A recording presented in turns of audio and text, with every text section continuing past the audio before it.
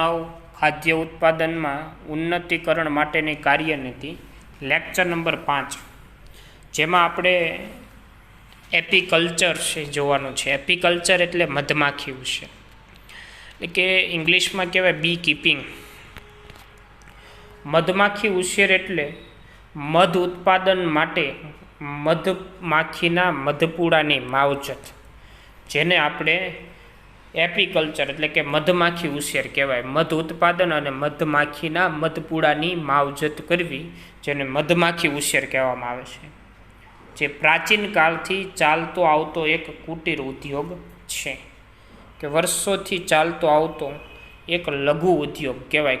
કુટીર ઉદ્યોગ એટલે શું કહેવાય? લઘુ ઉદ્યોગ છે કહી શકાય છે। મધ એ ઉચ્ચ પોષણ મૂલ્ય ધરાવતો આહાર છે। મધમાંથી આપણને ઉચ્ચ પોષણ મૂલ્ય ધરાવતો, ઊંચું કેલરી મૂલ્ય ધરાવતો છે આહાર છે, જેને ઔષધોની દેશી પ્રણાલી આયુર્વેદમાં પણ તેનો ઉપયોગ છે કરવામાં આવે છે। તો કે ભાઈ મધ છે એને ઔષધોની અંદર દેશી પ્રણાલી પ્રમાણે આયુર્વેદિક તરીકે પણ શું છે ઉપયોગ કરી શકાય છે। ઘણી વખત ડૉક્ટર છે આપણને મધ સાથે દવા લેવાનું પણ છે કહેતા હોય છે। તો આવી રીતે આયુર્વેદિક પ્રણાલીની અંદર પણ મધનો ઉપયોગ છે એ સરળતાથી થઈ શકે છે। મધમાખીનું અન્ય ઉત્પાદન માખીનું મીણ છે। કોણ છે? માખીનું મીણ છે। કોણ છે? મધમાખીનું અન્ય ઉત્પાદન માખીનું મીણ છે, જેને કહેવાય બી વેક્સ।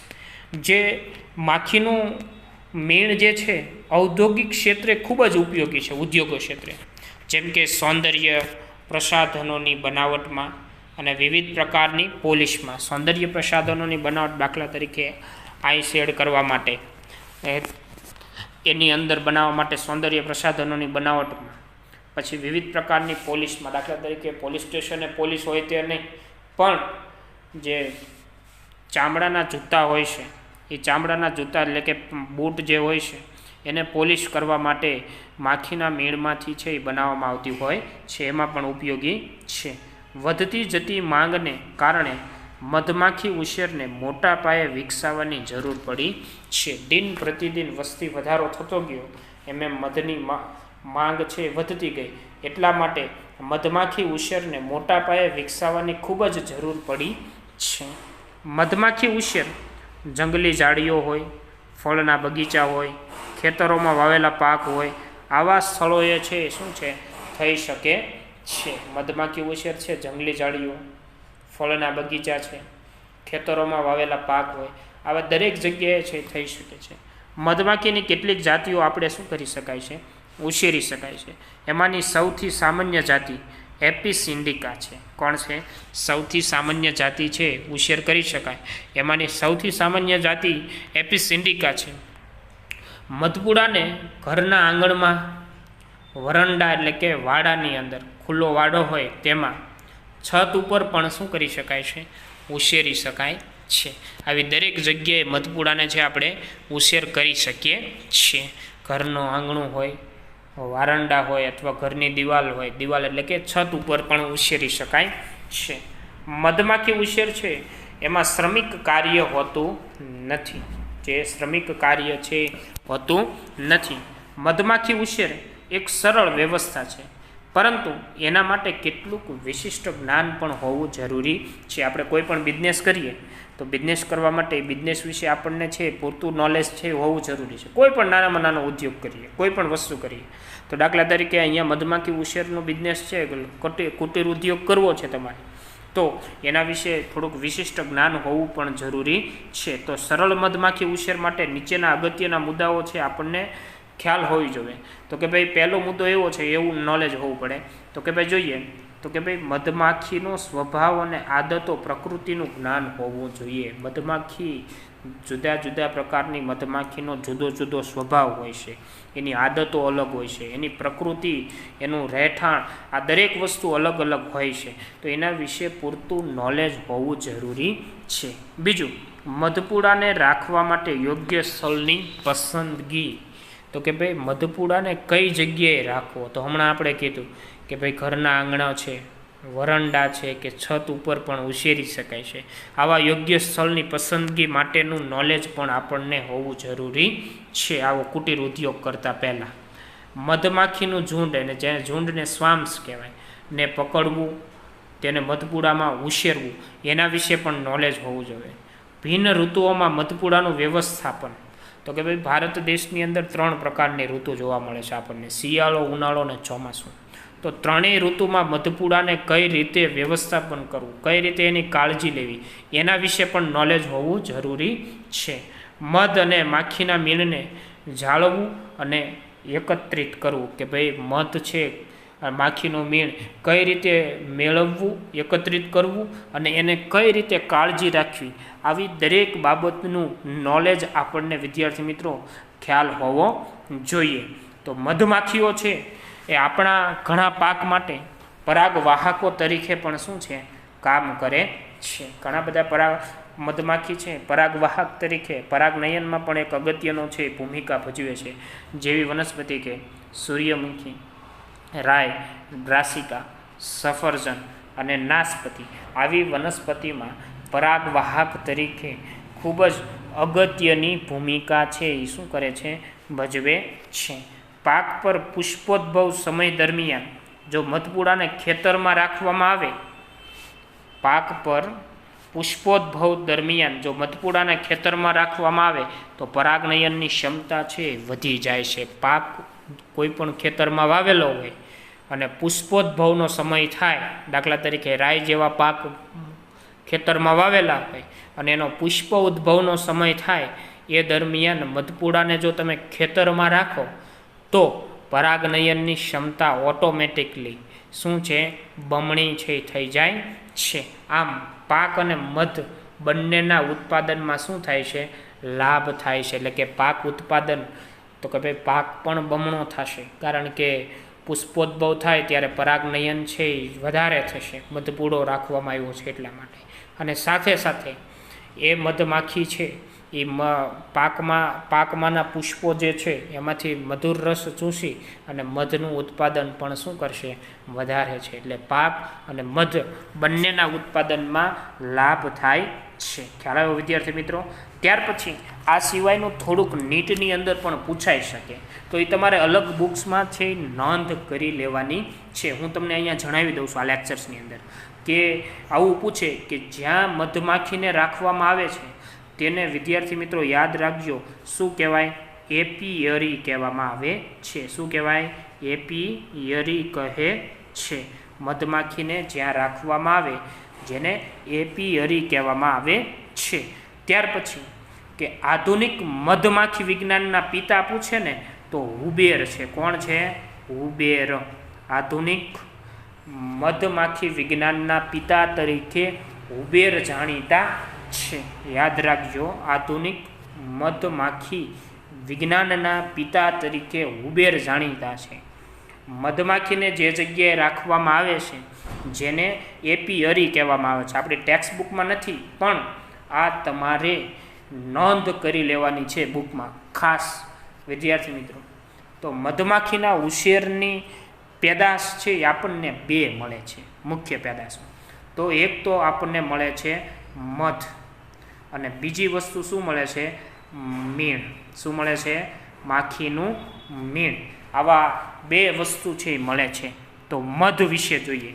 મધ છે ને એ નોંધી લેજો, મધ એ ચિકાસ પડતું શર્કરાયુક્ત મધુર રસ દ્વારા મધમાખીના જઠરમાંથી ઉત્પન્ન થતું ઘટ પ્રવાહી છે. મધ એ ચિકાસ પડતું છે, ચીકણું હોય, શર્કરાયુક્ત મધુર રસ દ્વારા, જો શર્કરાનું પ્રમાણ છે વધારે હોય, એટલે કે મધુર રસ દ્વારા મધમાખીના જઠરમાંથી ઉત્પન્ન થતું ઘટ, આમ જેલી જેવું પ્રવાહી છે.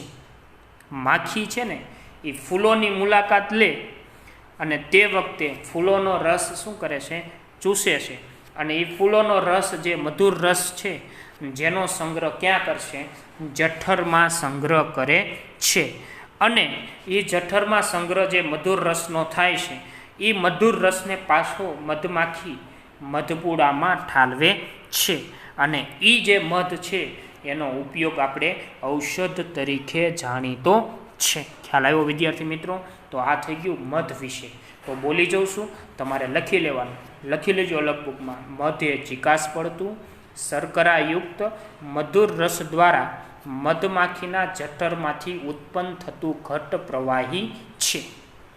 માખી ફૂલોની મુલાકાત લે તે વખતે ફૂલોનો રસ ચૂસે છે, જેનો જઠરમાં સંગ્રહ કરે છે, અને મધમાખી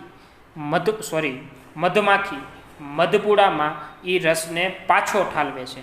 તેનો ઉપયોગ ઔષધ તરીકે જાણીતો છે. કોનો ઉપયોગ? મધનો. કોનો ઉપયોગ જાણીતો છે? મધનો. એવી જ રીતે બીજી પેદાશ જોઈએ આપણે, મીણ વિશે જોઈએ. શેના વિશે જોઈએ? મીણ વિશે. પછી લખાવી દઈશ, તમે લખી લેજો તમારી બુકમાં.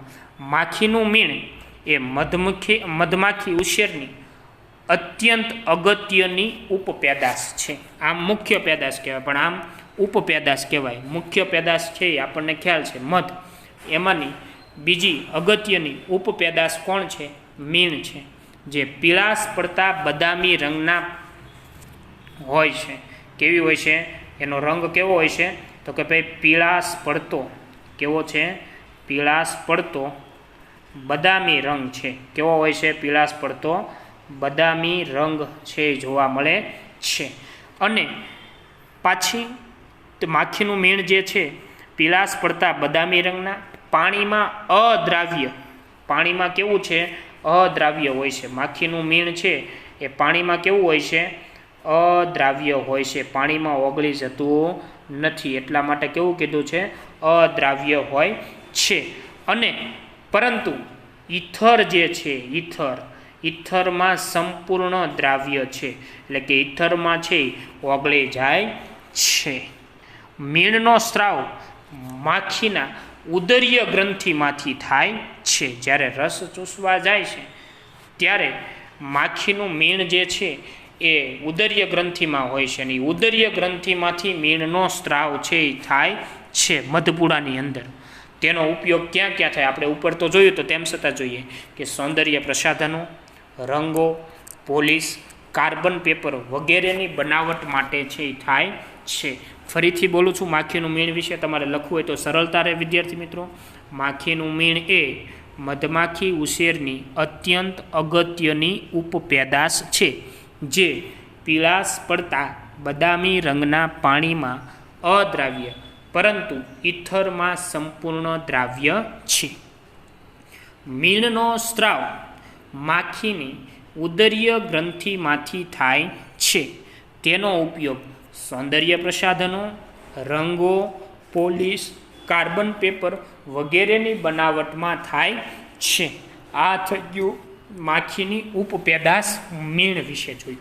ત્યાર પછી મધ હોય છે. મધનું આપણે રાસાયણિક બંધારણ જોવાનું છે. શું જોવાનું છે? રાસાયણિક બંધારણ. તો એ તમારે લખી લેવાનું છે કે એમાં કયા કયા ઘટકો દ્વારા મધ છે એ બને છે. રાસાયણિક બંધારણ લખતા જજો. 1% S કેવું છે? આવી રીતે લખવાનું છે. 1% S હોય. ત્યાર પછી 2.2% ઉત્સેચકો હોય, એન્ઝાઇમ્સ. શું હોય છે? 2.2% ઉત્સેચકો. 8.8% માલ્ટોઝ અને અન્ય શર્કરા હોય છે. યાદ રાખજો, 1% S, 2.2% ઉત્સેચકો, 8.8% માલ્ટોઝ અને અન્ય શર્કરાઓ હોય છે. અને 21.28% યાદ રાખજો ડેક્સ, આ લખું છું યાદ રાખજો, ડેક્સ્ટ્રોઝ હોય છે. શું હોય છે? ડેક્સ્ટ્રોઝ. એનું પ્રમાણ કેટલું હોય છે? 21.28% છે એ હોય છે. કેટલું હોય છે? ડેક્સ્ટ્રોઝનું પ્રમાણ છે 21.28% છે એ હોય છે. ત્યાર પછી એવી જ રીતે બીજું હોય છે 38.39. કેટલા છે? 38.39% લિવ્યુલોઝ હોય છે. શું હોય છે? લિવ્યુલોઝ હોય છે. ખ્યાલ આવ્યો વિદ્યાર્થી મિત્રો? 38.39% લિવ્યુલોઝ હોય છે. અને 17.2% પાણી હોય છે, H2O હોય છે. ખ્યાલ આવ્યો? ખબર પડી? સમજાણું? ફરીથી કહી દઉં છું કે 1% એસ, 2.2% ઉત્સેચકો, 8.8% માલ્ટોઝ અને અન્ય શર્કરા, 21.28% ડેક્સ્ટ્રોઝ, 38.39% લિવ્યુલોઝ અને 17.2% પાણી. અને સાથે સાથે એની અંદર કયા કયા પ્રકારના વિટામિન રહેલા છે એ પણ જોવું જોઈએ. તો કે વિટામિન એ હોય, વિટામિન બી હોય, વિટામિન B2 હોય છે. શું હોય છે? Vitamin B2. ત્યાર પછી વિટામિન B3 હોય છે. ત્યાર પછી વિટામિન B6 હોય છે. કયા હોય છે? B6 હોય છે. વિટામિન C હોય છે, વિટામિન E હોય છે અને વિટામિન K હોય છે. એ વિટામિન, બી, B6, B2, B3, C, E અને K આટલા ઘટકો મળી મધનું રાસાયણિક બંધારણ છે એ બનાવે છે. 1% એસ, 2.2% ઉત્સેચકો, 8.8% માલ્ટોઝ અને અન્ય શર્કરા, 21.28% ડેક્સ્ટ્રોઝ, 38.39% લિવ્યુલોઝ અને 17.2% પાણી. આટલા ઘટકો મળી અને મધનું રાસાયણિક બંધારણ તૈયાર થાય છે. અને એના રાસાયણિક બંધારણમાં આટલા વિટામિન હોય છે: એ, બી, B2, B3, B6, C, E અને K. આટલા વિટામિન્સ છે એ પ્રાપ્ત થાય છે. આપણને નીટ માટે ખૂબ જ ઉપયોગી છે વિદ્યાર્થી મિત્રો, યાદ રાખજો. ત્યાર પછી 1 કિલોગ્રામ, આ લખવાનું છે તમારે આ બધું, 1 કિલોગ્રામ મધમાંથી 1 કિલોગ્રામ મધમાંથી આપણને 3350, કેટલી કીધી છે? 3350 કેલરી ઉર્જા છે એ મળે છે. કેટલી ઉર્જા મળે છે? 3350 કેલરી ઉર્જા પ્રાપ્ત થાય છે. 1 કિલોગ્રામ મધમાંથી 3350 કેલરી ઉર્જા પ્રાપ્ત થાય છે. ત્યાર પછી મધમાખીની 3 જાતો છે. કેટલી જાતો છે? 3 જાતો છે. એપિસ ઇન્ડિકા. કેવી છે? એપિસ ઇન્ડિકા. જો એપિસ ઇન્ડિકાનો સ્પેલિંગ આવો થાય, એપિસ ઇન્ડિકા, યાદ રાખજો. જેને કહેવાય ઇન્ડિયન બી. આ કેવી છે? એપિસ ઇન્ડિકા જે છે એને કાઉન્સમાં લખજો, ઇન્ડિયન બી. ત્યાર પછી બીજી છે એપિસ ફ્લોરિયા. કઈ છે? એપિસ ફ્લોરિયા. એટલે કે એપિસનો સ્પેલિંગ તો ખ્યાલ છે, ફ્લોરિયાનો કહો, FLOREA, જેને કહેવાય લિટલ બી. એપિસ ફ્લોરિયા જે છે એ કેવી બી છે? લિટલ બી છે. લિટલ બી. બી એટલે માખી. ખ્યાલ આવ્યો? ખબર પડી? ત્યાર પછી આપણે જોઈએ ત્રીજી એની જાત છે એપિસ ડોર્સેટા. એપિસ આપણે જોઈએ એપિસ ડોર્સેટા.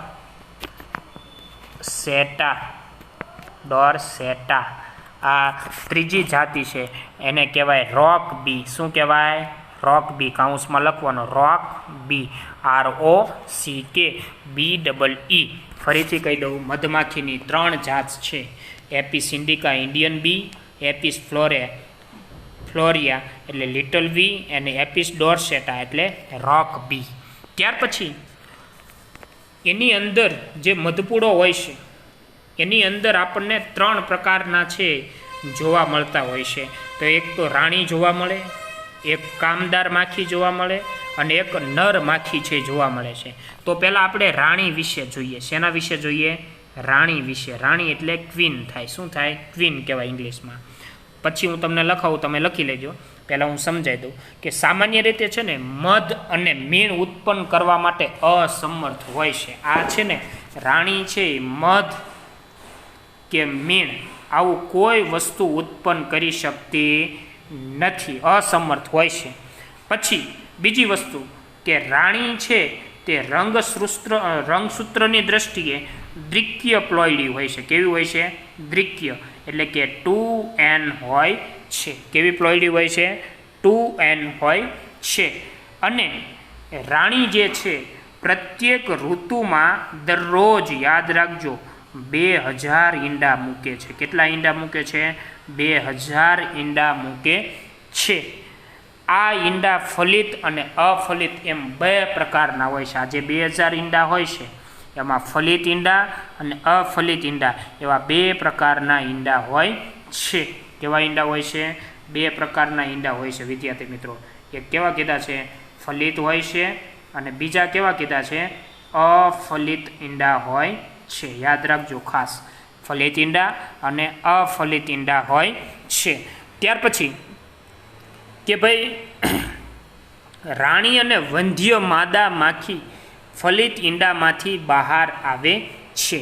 કે ભાઈ રાણી જે ક્વીન ઉત્પન્ન થતી હોય 2000 ઈંડામાંથી, જે ક્વીન એટલે કે માદા માખી ઉત્પન્ન થાય, અને વંધ્ય માખી, વંધ્ય એટલે કામદાર માખી, કેવી થશે? કામદાર માખી, એ આ ફલિત ઈંડામાંથી બહાર આવતા હોય છે. અને જ્યારે નર છે, કેવી છે? નર, એ અફલિત ઈંડામાંથી બહાર આવે છે. એટલે કે આને કહેવાય અસંયોગી જનન. શું કહેવાય? અસંયોગી જનન. ફલન વગર બીજનું નિર્માણ થવું તેને શું કહેવાય? અસંયોગી જનન કહેવાય. એટલે કે અસંયોગી જનન ઈંડામાંથી છે બહાર આવે છે. ખ્યાલ આવ્યો? આ થઈ ગયું આપણે કેના વિશે? રાણી વિશે. તો રાણી વિશે તમારે લખવું હોય તો તમે લખી શકો. હું તમને લખાવું તો લખી લો કે જે સામાન્ય રીતે મધ કે મીણ ઉત્પન્ન કરવા માટે અસમર્થ હોય છે. રંગસૂત્રની દ્રષ્ટિએ દ્વિકીય એટલે કે 2ON હોય છે. કોણ? રાણી. પ્રત્યેક ઋતુમાં દરરોજ 2000 ઈંડા મૂકે છે. આ ઈંડા ફલિત અને અફલિત એમ બે પ્રકારના હોય છે. રાણી અને વંધ્ય માદા માખી ફલિત ઈંડામાંથી અને નર અફલિત ઈંડામાંથી, એટલે કે કાઉન્સમાં લખાય અસંયોગી જનન દ્વારા બહાર નીકળે છે.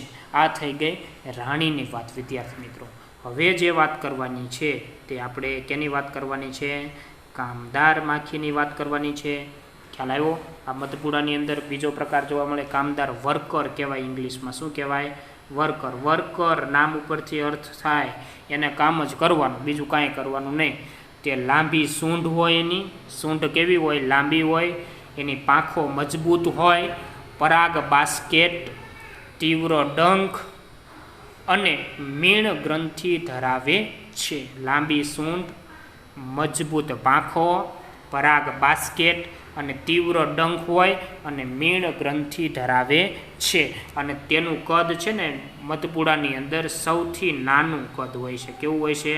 સૌથી નાનું કદ છે જોવા મળે છે. અને આ પણ રંગસૂત્રની દ્રષ્ટિએ કેવી હોય છે? દ્વિકીય હોય છે. દ્વિકીય પ્લોઇડી હોય છે. કેવી હોય છે? દ્વિકીય પ્લોઇડી હોય છે. તો એના વિશે લખી લો વિદ્યાર્થી મિત્રો. તે લાંબી સૂંઢ, મજબૂત પાંખો, પરાગ બાસ્કેટ, તીવ્ર ડંખ અને મીણ ગ્રંથિ ધરાવે છે. તેનું કદ સૌથી નાનું હોય છે. રંગસૂત્રની દ્રષ્ટિએ તે દ્વિકીય એટલે કે 2N હોય છે. ખ્યાલ આવ્યો? ત્યાર પછી નર માખી હવે જોવાનું છે. કોણ જોવાનું છે? નર માખી. તો નર માખીને કહેવાય ડ્રોન. શું કહેવાય? ડ્રોન. યાદ રાખજો, રાણીને કહેવાય ક્વીન, કામદારને કહેવાય વર્કર અને નર માખીને કહેવાય ડ્રોન. તો આને નર માખી એટલે મધપુડાનો રાજા કહેવાય. શું કહેવાય? મધપુડાનો રાજા તરીકે ઓળખી શકાય છે. તથા તે રાણી માખી સાથે મેથુન કર્યા બાદ એટલે કે પ્રજનન કર્યા બાદ તરત જ નર છે એ શું પામે છે? ડેથ પામે છે. ડેથ એટલે કે મૃત્યુ પામે છે. ખ્યાલ આવ્યો? શું પામે છે? મૃત્યુ પામે છે. અને રંગસૂત્રની દ્રષ્ટિએ એકકીય હોય છે. કેવું હોય છે? એકકીય એટલે કે એનપ્લોઇડી હોય છે. ખ્યાલ આવ્યો? ફરીથી કહી દઉં કે નર માખી જેને ડ્રોન કહેવાય, મધપુડાનો રાજા કહે છે, તે રાણી માખી સાથે મેથુન કર્યા બાદ તરત જ મૃત્યુ પામે છે. રંગસૂત્રની દ્રષ્ટિએ તે એકકીય એટલે કે એન હોય છે. ત્યાર પછી એક શબ્દ સમજવાનો છે. યાદ રાખજો વિદ્યાર્થી મિત્રો, સ્વાર્મિંગ. શું કહેવાય? સ્વાર્મિંગ, જેને કાઉન્સમાં કહેવાય વૃંદન. શું કહેવાય? વૃંદન. તો આપણે જોઈએ સ્વાર્મિંગ વૃંદન વિશે. કેટલીક વખત વસાહતમાં એટલે કે મધપુડામાં 2 કે 3 રાણી માખી વિકાસ પામે. 2 કે 3 રાણી માખી વિકાસ પામે છે. તેમાંથી એક જ રાણી તરીકે રહે છે, જ્યારે અન્ય રાણી કેટલીક કામદાર માખી સાથે નવી જગ્યાએ નવી વસાહત બનાવે છે. તેને સ્વાર્મિંગ વૃંદન કહેવામાં આવે છે. કેટલીક વખત વસાહતમાં એટલે કે એક મધપુડામાં 2 કે 3 રાણી માખી વિકાસ પામે છે, જે એક જ રાણી તરીકે રહે છે. એક જ રાણી તરીકે એટલે કે ક્વીન તરીકે શું થાય છે? રહે છે. જ્યારે અન્ય બીજી 2 રાણી હોય છે એ અન્ય જગ્યાએ જઈ નવી વસાહત બનાવે છે. એટલે કે સ્થળાંતરની જે આ ક્રિયા થઈ ને એને સ્વાર્મિંગ એટલે કે વૃંદન કહેવામાં આવે છે. તો લખી લો ડેફિનેશન કે કેટલીક વખત વસાહતમાં 2 કે 3 રાણી માખી વિકાસ પામે છે, તેમાંથી એક જ રાણી તરીકે રહે છે, જ્યારે અન્ય રાણી કેટલીક કામદાર માખી સાથે મળી અન્ય જગ્યાએ નવી વસાહત બનાવે છે. તે સ્થળાંતરની આ ક્રિયાને સ્વાર્મિંગ એટલે કે વૃંદન કહેવામાં આવે છે. ત્યાર પછી એક જોવાનું છે મધમાખીનું ઝેર. આવું છે મધમાખીનું ઝેર. શું છે? મધમાખીનું ઝેર. તો મધમાખીનું ઝેર જોઈએ કે ભાઈ તે મધમાખીની ઉપપેદાશ છે, અને એ મધમાખીનું ઝેર જે છે એ કેની માટે? આયુર્વેદિક દવા બનાવવા માટે ઉપયોગી છે. તો લખી શકાય, એમાં લખજો મધમાખીની ઉપપેદાશ છે મધમાખીનું ઝેર, તેનો ઉપયોગ આયુર્વેદિક દવા બનાવવા માટે થાય છે. ત્યાર પછી પછી બીજું એક છે પ્રોપોલિસ. આવું ટાઇટલ આપજો, પ્રોપોલિસ. શું છે? પ્રોપોલિસ. તે મધમાખીની ઉપપેદાશ છે. તે વાળની જાળવણી માટે પ્રોપોલિસ છે ઉપયોગી છે. તેની માટે? વાળની જાળવણી માટે. તો વિદ્યાર્થી મિત્રો, આ થઈ ગયો. શું થઈ ગયું? એપીકલ્ચર. શું થઈ ગયું? એપીકલ્ચર. મધમાખી ઉછેર. જે મધમાખીને જ્યાં રાખવામાં આવે ને શું કહેવાય? તો કે ભાઈ એપિયરી કહેવાય. તો આધુનિક મધવિજ્ઞાનના મધમાખી વિજ્ઞાનના પિતા કોણ છે? તો કે ભાઈ હુબેર છે. તો આવું બધું યાદ છે એ રાખજો, નીટની અંદર આપણને પૂછાય તો ખૂબ જ ઉપયોગી બને. આજે અહીંયા સુધી રાખો, બાકીનું નેક્સ્ટ લેક્ચરની અંદર જોશું વિદ્યાર્થી મિત્રો. અસ્તુ. જય હિન્દ, જય ભારત. Thank you.